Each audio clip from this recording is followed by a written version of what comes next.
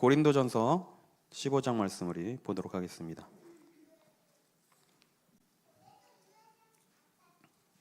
고린도전서 15장 12절에서 15절까지 보도록 하겠습니다.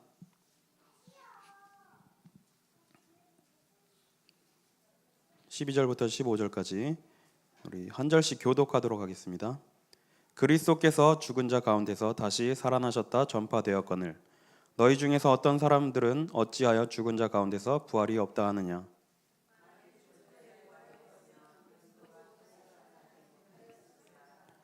그리스도께서 만일 다시 살아나지 못하셨으면 우리가 전파하는 것도 헛것이요 또 너희 믿음도 헛것이며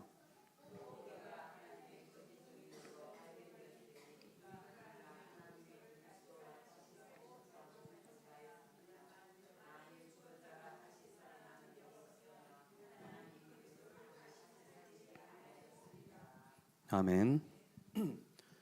오늘 본문은 바울이 고린도 교회 성도들에게 보내는 편지입니다. 그런데 여기 오늘 말씀을 보니까 부활을 믿지 않는 사람들이 있다고 그렇게 말씀을 기록하고 있습니다. 우리는 하나님께서 예수 그리스도를 보내시고 십자가에서 죽게 하시고 부활하게 하심을 믿습니다. 그래서 우리의 신앙이 바른 부활 신앙이 되어야 될 줄 믿습니다. 일단 이번 주 고난 주간인데요. 우리가 중요한 언약을 좀 붙잡아야 되겠습니다. 어떤 미국 사람 부부가, 미국인 노 부부가 이스라엘로 여행을 갔다고 해요. 그래서 이제 여행을 하는데 이제 할머니가 갑자기 이제 심장마비로 돌아가시게 됐대요. 이스라엘 여행을 가서. 그래서 갑작스럽게 이제 장례를 치르게 되는데 이제 장례를 맡은 그 장의사가 할머니를 미국으로 모셔가지 말고 그냥 여기서 장례를 치르는 게 어떻겠냐. 비용도 그렇고 또 기념적이지 않겠냐. 그런데 할아버지가 이제 계속해서 고집을 부리시더래요. 무조건 미국으로 미국으로 가서 장례를 치르겠다고.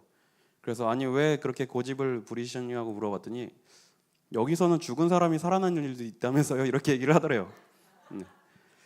네, 우리가 이거는 어른들을 위한 유머이긴 한데요. 우리가 성탄절도 중요하고 많은 날이 중요한데 이 부활절만큼 중요한 날이 있을까라는 생각을 좀 하게 됐어요. 그래서 성탄절과 더불어 가장 기쁜 날인데 이 부활절은 하나님께서 우리에게 언약하신 그 언약이 완전하게 성취된 날임을 믿습니다. 그리고 사단의 권세가 완전히 깨어진 날이기 때문에 우리가 이 부분에 대해서 좀 중요한 언약을 붙잡아야 될 것 같아요. 그래서 우리가 지금 렘넌트들에게 바른 언약을 심고자 지금 치유 서밋 학교를 진행하고 있는데요. 이번 주 기도 수첩에 계속 이런 말씀이 나왔죠. 지금 우리가 우리 렘넌트들과 같이 이렇게 먹고 자고 호흡하면서 언약을 심고자 하는 이유는 우리 어린 렘넌트들에게 바른 세계관을 전달하기 위해서예요. 바른 세계관이 형성되게 하기 위해서겠죠. 자, 세계관이란 말은 평상시에 이렇게 잘 쓰는 말은 아니죠. 18세기에 처음 사용됐다고 해요. 독일에서 이제 사용된 단어인데, 자, 세계관이라는 말은 어떤 큰 틀을 의미하죠. 어떤 세상을 바라보는 어떤 큰 틀, 전제 조건. 자, 더 쉽게 말씀을 드리면 하나님이 존재한다, 하나님이란 존재는 없다. 이렇게 전제 조건을 설정하고 보는 걸 세계관이라고 해요. 그래서 우리는 하나님이 살아계시고 온 천하 만물을 창조하셨다라는 여기서 시작을 하죠. 이게 우리가 가진 기독교적인 세계관이에요. 그런데 불신자들은 하나님이란 존재가 없다라고 믿고 그렇게 시작을 해요. 자, 이것을 이제 기독교적인 세계관이라고 하는데 최근에 아인슈타인이 어떤 종교인에게 보낸 편지가 공개가 됐어요. 그래서 그 편지를 경매에 붙였는데 30몇 억인가 경매에 낙찰이 됐다고 해요.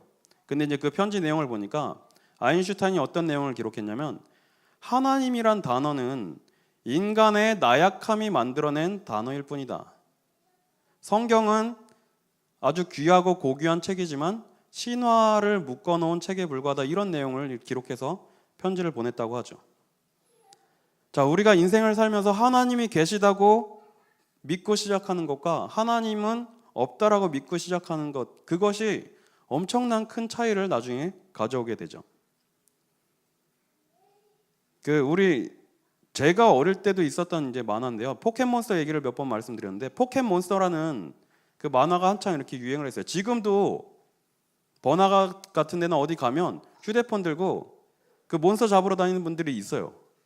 이제 휴대폰을 가지고 들고 다니면 어느 지역에 몬스터가 나타나요. 그 휴대폰 속에서. 그럼 거기 가지고 이제 몬스터를 잡고 막 이래가지고 몬스터를 모으고 막 싸움 시키고 막 이런 걸 하는데, 그 만화에 나오는 몬스터들이 진화를 해요. 처음에 이제 되게 귀엽고 작은 몬스터였다가 조금씩 강력해지는 몬스터가 돼요.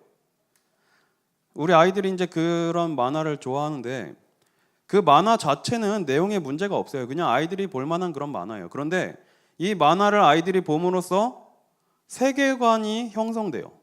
자, 이건 어떤 세계관이냐? 누가 가르쳐 주지 않아요. 그리고 그 만화에서 야, 너희는 창조론을 믿지 말고 진화론을 믿어라라고 절대로 그런 얘기가 없어요. 그런데 그 만화를 봄으로써 자연스럽게 머리 구조 속에 생기는 게 있어요. 아, 세상의 모든 것은 다 진화하는구나. 이게 오히려 더 무서운 거예요. 그냥 메시지로 진화론이 맞다라고 막 그렇게 얘기하면 사람들이 안 믿거나 안 받아들일 거예요. 그런데 자연스럽게 머리 구조에 세상은 모든 것이 진화하는구나라는 게 자연스럽게 형성이 되는 거예요. 이걸 보고 세계관이라고 하는 거예요. 자, 그런데 우리는 단순히 그냥 기독교적인 세계관을 가진 것이 아니라 우리는 복음적인 세계관을 가지고 세상을 바라봐야 되겠죠. 자, 그래서 복음적인 세계관이란 뭐 여러 가지로 말할 수가 있겠는데, 하나님은 시대마다 복음 가진 사람들을 통해서 시대를 회복하신다라는 게 복음적인 세계관이겠죠. 하나님은 시대마다 이 복음의 흐름을 이어갈 사람들을 찾고 부르신다라는 게 복음적인 세계관이겠죠. 또 하나님은 이 지구를 복음 전할 전도자 중심으로 돌리고 계신다라고 우리가 받아들이는 게 복음적인 세계관이라고 볼 수가 있겠죠. 자, 그래서 예수님께서 십자가의 고난을 받으시고 십자가에서 죽으시고 부활하신 이 사건을 우리가 기독교적인 세계관으로 보지 않으면 이해가 안 되는 일이에요. 어떻게 죽은 사람이 살아나냐? 지난주가 아니죠. 이번 주죠. 월요일 날 이제 예난에 다락방 갔다가 그쪽 이제 목감 쪽에서 이렇게 지나가는데 길거리에 어떤 분들이 이제 국토 도보를 하고 계시더라고요. 근데 이제 뭐 그냥 국토대장정 이런 건가 봤더니 약간 좀 모습이 좀 특이해요. 그래서 봤더니 맨 앞에 서신 분이 머리에 가시관을 쓰고 십자가를 큰 걸 하나 지고 가세요. 그리고 뒤에 이제 로마 군인 옷을 입은 사람들이 이렇게 쭉 따라가고, 쉽게 말하면 이제 예수님의 그런 고난을 좀 이렇게 사람들에게 보여주려고 뭐 그렇게 했겠죠. 자, 우리가 예수님의 고난과 부활을 보면서 어디에 초점을 맞춰야 될지 잘 생각해 봐야 돼요. 그 몇 년 전에 패션 오브 크라이스트라는 영화가 개봉을 했어요. 근데 그 영화가 멜 깁슨이란 배우가 만든 영화예요. 이 멜 깁슨이 천주교 신자인데 이 패션 오브 크라이스트라는 영화를 찍어야겠다고 생각해서 감독들을 찾아다닌 거예요. 이 영화를 찍자. 그런데 감독들이 시나리오를 읽어보고 야, 이거 너무 종교색이 짙어서 이거 돈 벌기 힘들어. 이거 상업적으로 좋은 영화 아니니까 못 찍겠다고 거절을 계속 당했대요. 그래서 멜 깁슨이 그러면 차라리 내가 찍겠다라고 해서 감독을 직접 맡아가지고 영화를 찍었어요. 그런데 그 영화가 생각보다 많은 흥행을 거뒀죠. 그래서 막 기독교인들도 교회에서도 많이 단체 관람 가고 이렇게 많이 봤을 거예요. 저도 이제 그 영화를 봤는데 한 2시간 정도 영화가죠. 근데 계속해서 예수님이 고통당하는 장면만 나와요. 막 피 흘리시고 채찍 맞으시고 막 그럼 이제 피가 튀고 막 채찍도 진짜 뭐 되게 리얼하게 묘사해서 진짜 너무 아프게 막 약간 좀 몸이 움찔움찔 거리는 막 그런 장면들이 계속 나오는데, 감정이 메마른 사람 아니면 진짜 눈물이 나올 만큼 그렇게 리얼하게 묘사를 했어요. 그런데 이거 언제 끝나나 이렇게 보고 있는데 이제 예수님이 십자가에서 죽으시고 무덤에 들어가셨다가 부활하시는데 부활 장면이 마지막에 나와요. 무덤이 이렇게 열리면서 번쩍하고 빛이 짠 나오는데 그러고 영화가 끝나요. 그냥 예수님 부활 빛이 번쩍하고 그냥 그 뒤로 끝나버려요. 자, 예수님께서 채찍을 맞으시고 피를 흘리시고 고난을 받으신 것은 그리스도로서의 하실 일들을 이제 성취시키신 것이에요. 그럼 어떻게 보면 우리에게 중요한 신앙은 그리스도의 고난 이후에 부활 이후의 것이 더 중요한 거예요. 예수님께서 부활하시고 성령을 보내시겠다고 약속하셨고 실제로 사도행전의 초대교회 제자들이 그 언약 붙잡고 모여서 기도했을 때 그 약속하신 성령을 받았죠. 그 성령 충만을 받은 제자들이 나가서 복음 전했을 때 하나님은 현장의 문을 여시고 많은 역사들이 일어나고 세계 복음화가 이루어졌어요. 그러면 우리가 초점을 맞춰야 될 것은 당연히 뭐 필요 없다, 배제하자 이런 말이 아니라 예수님께서 죽으시고 부활하신 그 이유가 더 중요한 거예요. 그때부터 본격적으로 이제 본 게임이 시작된다고 볼 수가 있겠죠. 그런데 천주교에서 가진 세계관은 그게 끝인 거예요. 그리스도 부활하시고 그 이후로는 별로 그렇게 중요하게 생각하지 않는 거겠죠. 자, 그래서 우리의 세계관은 오직이 안 되면 안 돼요. 지금 세상은 너무 다른 것, 이상한 것, 틀린 것을 가지고 계속해서 사람들에게 다른 것을 각인시키고 있어요. 그래서 우리는 오직 그리스도, 오직 하나님의 나라, 오직 성령 충만, 이것이 우리의 기본이 돼야 되겠죠. 자, 오늘 본문을 보니까 바울이 그리스도의 부활이 없다라고 하느냐고 이렇게 얘기를 하죠. 대표적으로 예수님의 부활을 믿지 않는 사람들이 이제 사두개인들이었어요. 사두개인들은 이제 제사장들의 어떤 그런 당파인데 예수님의 죽으심과 부활 자체를 안 믿었고 영생, 천사 이런 걸 아예 안 믿었던 파예요. 그래서 이제 이 고린도 교회 성도들이 이 사두개인들의 영향을 좀 받은 게 아닌가 뭐 이렇게 추측을 하기도 해요. 자, 여기서도 마찬가지겠죠. 예수님의 죽으심과 부활은 사실이다라고 믿는 것과 믿지 않는 것은 천지 차이가 나는 거겠죠.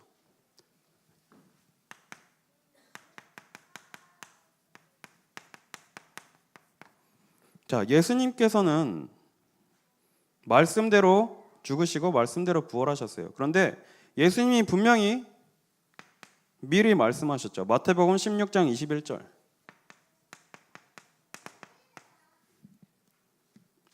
예수님께서 마태복음 16장 21절에 장로들과 대제사장 서기관들로부터 고난을 받고 죽임을 당하고 사흘 만에 살아나실 것을 말씀하셨어요.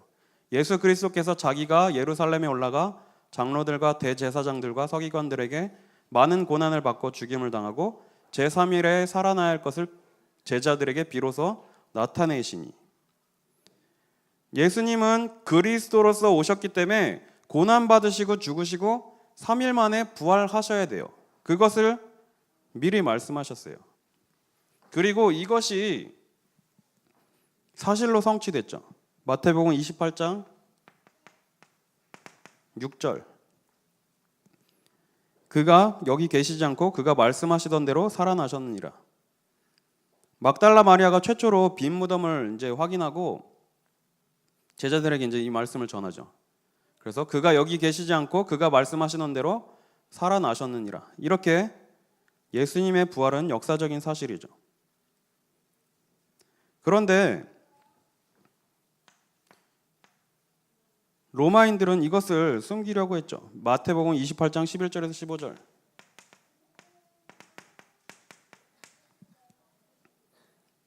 자, 그래서 예수님의 부활을 부정을 했어요. 그래서 이제 뭐 이 얘기는 몇 번 들어보셨겠죠. 부활을 부정하는 몇 가지 이제 이런 설이 있었는데, 예수님의 시신을 도둑 맞았다 이런 이제 소문을 퍼뜨렸어요. 그리고 뭐 예수님이 기절하셨다가 깨어난 거다. 또 아니면 부활하신 예수님을 만났다는 사람들은 환상을 본 거다. 뭐 이런 얘기들을 이제 소문을 퍼뜨렸는데, 이것들은 이제 오히려 예수님의 부활을 반증하는 그런 소문이 됐죠. 그리고 이제 또 몇 가지가 있는데, 다른 이제 이방 종교 신화에서 아니면 동양 종교에서 부활 그런 것을 이제 수입해서 그렇게 이제 부활했다라고 주장한다. 뭐 이렇게 얘기하기도 하고, 사도들과 초대 증인들이 군중들에게 거짓말, 허위로 이제 뭐 가르친 거다. 뭐 이렇게 퍼뜨리기도 했다고 해요. 자, 어쨌든 우리는 예수님께서 고난 당하시고 부활하신 이 부분에 대한 정확한 의미를 붙잡고 가야 되죠. 자, 그래서 예수님께서는 부활하셨는데 부활의 의미를 우리가 바르게 붙잡아야 돼요. 자, 예수님께서 죽으시고 부활하신 것은 예수님께서 그리스도라는 증거인 것입니다. 성경의 예언이 성취된 것이죠. 로마서 1장 3절에서 4절에 보면 이 아들로 말하면 육신으로는 다윗의 혈통에서 나셨고 성결의 영으로는 죽은 가운데서 부활하여 능력으로 하나님의 아들로 인정되셨으니 곧 우리 주 예수 그리스도시니라. 죽은 지 사흘 만에 부활하실 것을 이미 예언하셨어요.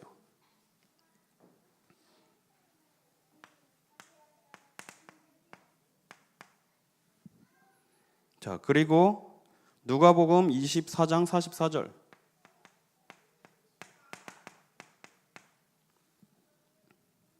모세의 율법과 선지자들의 글과 시편의 나를 가리켜 기록된 모든 것이 이루어져야 하리라 한 말이 이것이니라. 분명히 말씀하셨죠. 계속해서 많은 선지자들이 예수님께서 고난당하시고 죽으실 것을 이미 예언을 했어요. 2017년쯤인가요? 2017년도에 신천지에서 CBS 방송국을 고발을 했어요. 법정에 이제. 그래서 왜 소송을 냈나 봤더니 2013년에 신천지에서 억대 구판을 벌였다고 이것을 CBS에서 보도를 한 거예요. 그래서 30억을 배송하라고 소송을 걸었어요. 그러니까 이제 신천지 이미지에 타격을 줬으니까 정신적 피해를 보상하라고 30억 소송을 건 거예요. 근데 이제 그때가 어느 시기였냐면 교주가 건강이 안 좋아져서 돌아가실지도 모른다라는 그런 소문이 막 돌던 때였대요.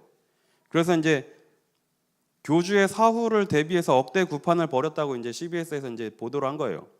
근데 결국은 이제 소송을 제기한 게 패소했죠. 그래서 30억 소송 걸었다가 패소하고 모든 소송은 비용을 부담하라고 이제 이렇게 판결이 났어요. 원래 신천지에서 가르쳤던 게 교주는 영생불사한다고 그렇게 가르쳤어요. 그런데 어느 순간 많이 아프시고 이러시더니 교리를 좀 바꿨어요. 돌아가실 수도 있다라고. 자, 예수님만이 죽으시고 부활하신 분이에요. 절대로 아무리 이 사람이 자기가 뭐 하나님이고 뭐 성령이 자기에게 임했다고 이렇게 주장해도 절대로 이분은 죽고 부활하실 수가 없는 거겠죠. 자, 많은 사람들이 내가 그리스도고 뭐 내가 구원자라고 말을 하는데 다른 건 다 흉내내는데 딱 한 가지 흉내 못 내는 게 바로 이 죽음과 부활이에요. 왜냐하면 생명을 살리고 죽이는 것만큼은 하나님의 고유 권한이에요. 사탄도 절대로 할 수 없는 영역이에요. 그 증거로 욥기서에 보면 사탄이 욥의 생명에 손을 못 댔어요. 하나님의 허락 없이는 건들 수가 없었던 거죠. 자, 예수님이 죽으시고 부활하신 것은 모든 사망 권세를 깨고 승리하셨다는 것이고 모든 생명을 주관하시는 하나님이란 증거인 것이죠. 자, 그리고 예수님께서 십자가에서 죽으시면서 모든 것을 이루었다고 말씀하셨어요. 다 이루었다라고 말씀하셨죠.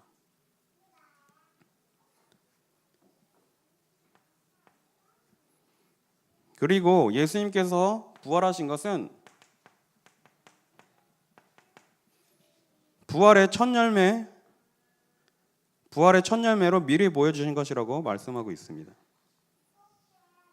자, 그래서 로마서 6장 4절에 보니까 그러므로 우리가 그의 죽으심과 합하여 세례를 받음으로 그와 함께 장사되었나니 이는 아버지의 영광으로 말미암아 그리스도를 죽은 자 가운데서 살리심 같이 우리로 또한 새 생명 가운데서 행하게 하려 함이니라.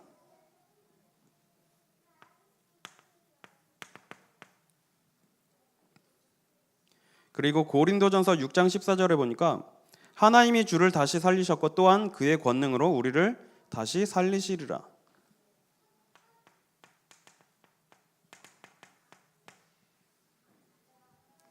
로마서 8장 11절에도 예수를 죽은 자 가운데서 살리신 이의 영이 너희 안에 거하시면 그리스도 예수를 죽은 자 가운데서 살리신 이가 너희 안에 거하시는 그의 영으로 말미암아 너희 죽을 몸도 살리시리라. 분명히 이렇게 말씀하셨어요. 로마서 8장 11절. 예수님께서 죽으시고 부활하신 것은 우리의 부활을 미리 보여주셨고 첫 열매가 되어주셨다고 분명히 이렇게 말씀하고 있어요. 자, 그리고 예수님께서 부활하신 것은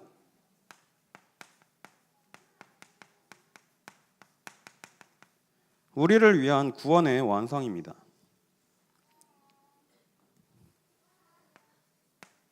로마서 4장 25절에 예수는 우리 범죄함을 위하여 내어줌이 되고 또한 우리를 의롭다 하심을 위하여 살아나셨느니라.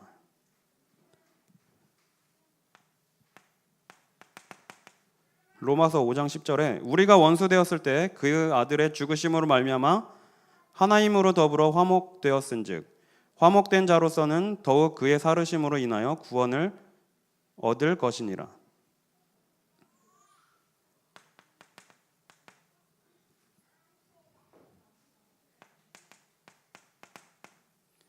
베드로전서 1장 3절에 예수 그리스도의 죽은 자 가운데서 부활하심으로 말미암아 우리를 거듭나게 하사 산 소망이 있게 하시며 분명히 이렇게 기록하고 있습니다. 자, 우리가 우리 렘넌트들에게 바른 세계관을 전달해야겠죠. 그래서 우리 렘넌트들에게 이번 한 달간 우리가 계속해서 말씀을 가지고 포럼하는 내용이 다른 이로서는 구원을 얻을 수 없다는 내용이에요. 자, 이것은 바로 그 내용을 말씀하고 있는 것이죠. 다른 이는 절대로 부활할 수가 없습니다. 성경의 증거대로 죽으시고 부활할 수가 없는 거예요. 오직 예수 그리스도만이 성경대로 죽으시고 부활하신 거예요. 그래서 이번 주 우리 한 주간 고난 주간과 또 이제 앞으로 부활 주일이 다가오는데 우리 렘넌트들에게 바른 신앙을 전달해야겠죠. 오직 구원의 길은 예수 그리스도밖에 없다. 그 증거는 바로 성경대로 죽으시고 성경대로 부활하셨다. 이것을 우리 후대들에게 각인시키고 전달해야 되는 것이에요. 자, 그래서 이번 한 달간 계속해서 우리는 이 말씀을 묵상하고 계속해서 전달해야겠죠. 하나님은 우리에게 다른 구원의 길을 주신 적이 없다라고 분명히 말씀하고 계십니다.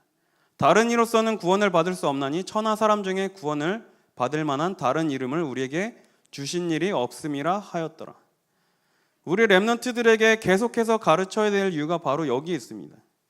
아까 세계관이라는 말씀을 드렸죠. 우리는 오직 예수예요. 오직 그리스도예요. 오직 그리스도 외에는 구원의 길이 없다. 근데 세상은 반대로 가르치고 있어요. 오직 그리스도 안에도 다른 곳에도 구원의 길이 있다라고 가르치고 있어요. 우리는 오직 한 길이라고 가르치지만 세상은 정상에 올라가는 길이 여러 길인데 어느 길로 가든 상관없지 않냐. 결국은 정상에서 만난다라고 이렇게 가르치고 있어요. 그래서 우리가 사실 이 오직이라는 것을 주장하면 이상한 사람이 되는 거예요. 외골쓰고 타협이란 없고 남을 배척하고 배타적인 사람이 되는 거예요. 그런데 우리는 그래도 오직해야 됩니다. 오직 예수 그리스도 외에는 구원받을 다른 이름을 우리에게 주신 적이 없다라는 이것을 우리 렘넌트들에게 확실하게 각인시켜야 되는 거예요. 지금 어릴 때 렘넌트들에게 이것이 각인되지 않으면 나중에 다른 것에 영향을 받을 수도 있게 돼요.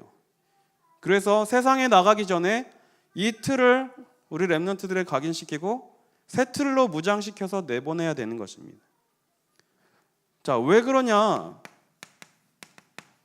우리가 우리 렘넌트들에게 이 복음을 각인해야 될 이유가 바로 여기에 있습니다. 지금 시대는 함몰 시대예요.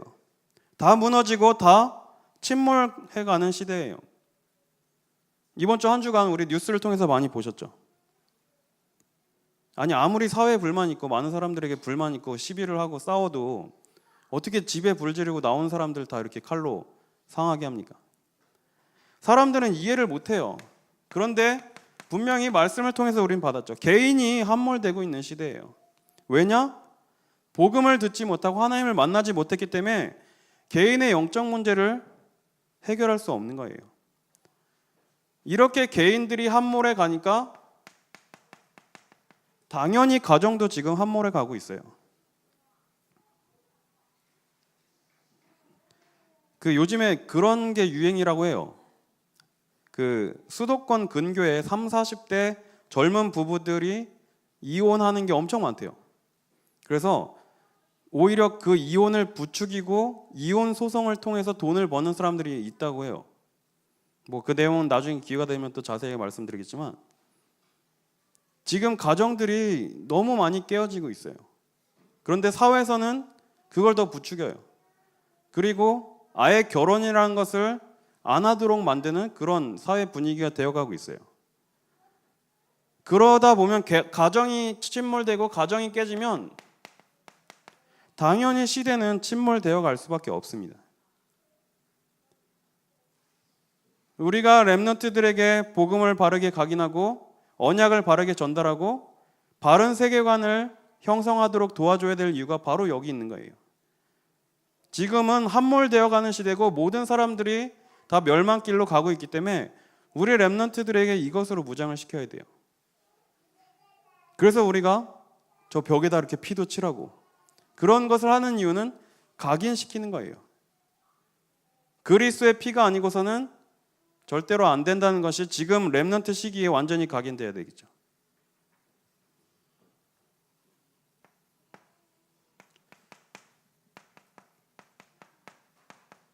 그리고 지금은 감소 시대라고 볼 수 있겠죠.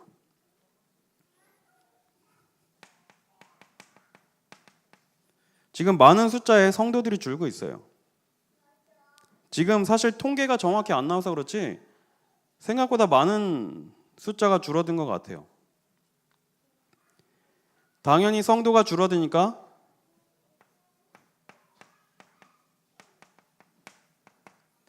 렘넌트들은 당연히 감소할 수밖에 없겠죠. 그래서 주일학교가 없는 교회가 많다고 그렇게 얘기를 하시죠.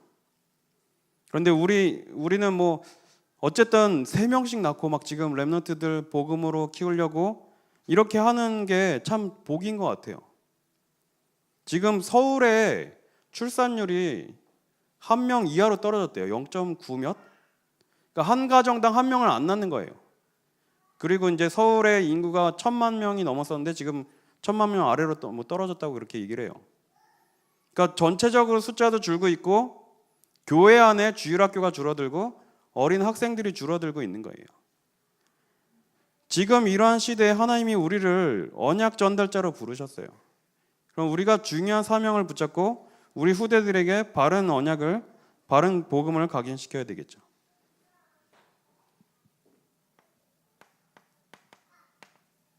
당연히 성도가 줄고 후대들이 줄면 교회는 감소할 수밖에 없겠죠. 일본 가보니까 일본 인구가 한 1억 2천만 이렇게 되더라고요. 그리고 동경시 보니까 우리나라의 서울의 한 3점 몇 배가 돼요. 한 4배 조금 안 되는데, 그런데 일본이 1억 2천만인데 기독교인 비율이 0.4%밖에 안 돼요. 그런데 일본은 지금 기독교 복음화 1% 복음화를 놓고 기도하고 있어요. 우리나라는 이제 마찬가지로 점점 이렇게 감소하겠죠.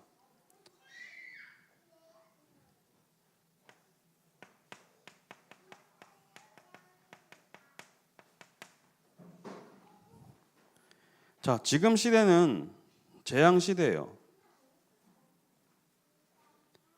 우리가 이 복음을 전해야 되는데 이 황금어장에 우리가 복음을 전하지 않으면 점점 사각지대가 되는 거예요. 그리고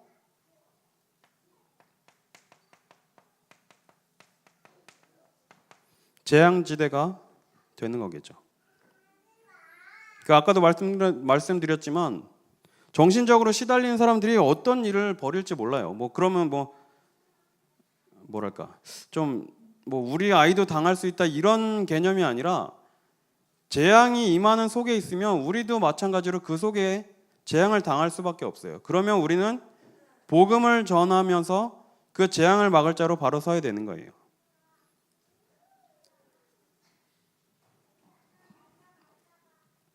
자, 하나님이 우리를 그래서 이 일을 위해서 남은 자로 부르셨다고 분명히 말씀하셨어요. 지금 세상 사람들은 하나님 말씀을 듣지 않고 있습니다. 복음을 받지 않아요. 하나님 말씀을 들어도 감각이 없는 시대예요. 그런데 이 오직이란 단어에 반응하고 오직 그리스도, 오직 하나님의 나라, 오직 성령이라는 이 말씀에 반응하는 우리 성도님들을 하나님이 남겨두신 거예요. 세상 사람들은 오직 안 해도 잘 살고 있습니다. 오히려 우리가 오직하면 어렵게 살고 오히려 더 고통당할 수도 있어요. 그런데 우리는 하나님이 우리를 택하시고 이 오직을 할 수밖에 없게 만드시는 거겠죠. 그래서 시대가 멸망길로 흘러가고 모두가 다 거기에 빠져가는데 하나님은 우리를 남겨두신 거예요. 엘리야가 고통의 시간표에 정말 막 죽고 싶다고 나를 죽여달라고 그렇게 하나님께 기도했을 때 하나님은 바알에게 무릎 꿇지 않은 7천 제자를 남겨놨다고 말씀을 주셨어요. 하나님은 지금 시대에 멸망길로 가는 시대에 우리 성도님들을 남은 자로 남겨두신 줄 믿습니다. 이 언약을 붙잡았기 때문에 우리는 남을 자가 되는 거예요.